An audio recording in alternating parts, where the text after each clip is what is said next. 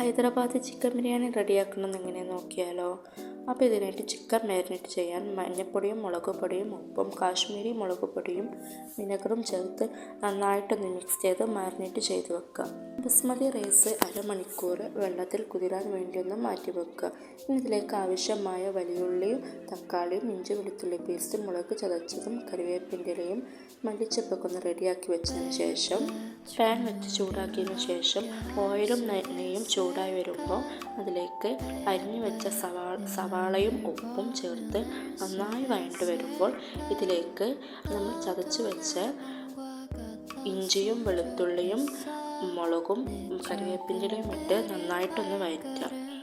ഇതെല്ലാം ഇട്ട് നന്നായി ഒന്ന് വഴണ്ട് വന്നതിന് ശേഷം നമുക്ക് തക്കാളി ചേർത്ത് വഴറ്റിയതിന് ശേഷം ഇതിലേക്ക് പൊടികളായ മഞ്ഞൾപ്പൊടിയും മുളക് പൊടിയും ചിക്കൻ മസാലയും ഗരം മസാലയും കുരുമുളക് പൊടിയും ഇട്ട് അതിൻ്റെ പച്ചമണം മാറുന്നത് വരെ ഒന്ന് നന്നായിട്ട് ഇളക്കുക.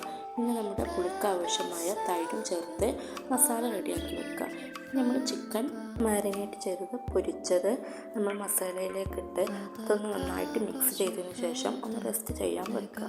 ഇനി അരി തിളക്കാൻ ആവശ്യമായ വെള്ളം ഓൾ സ്പൈസസ് ഇട്ടൊന്ന് തിളച്ച് വന്നതിന് ശേഷം അതിലേക്ക് അരി ഇട്ട് നമ്മുടെ പാകത്തിനനുസരിച്ച് കിട്ടുമ്പോൾ അത് ഊറ്റിയിട്ട് നമ്മൾ റെസ്റ്റ് ചെയ്യാൻ വെച്ച മസാലയിലോട്ട് മല്ലിപ്പൊടിയൊക്കെ ലെയർ ചെയ്ത് ദമ്മിടുക.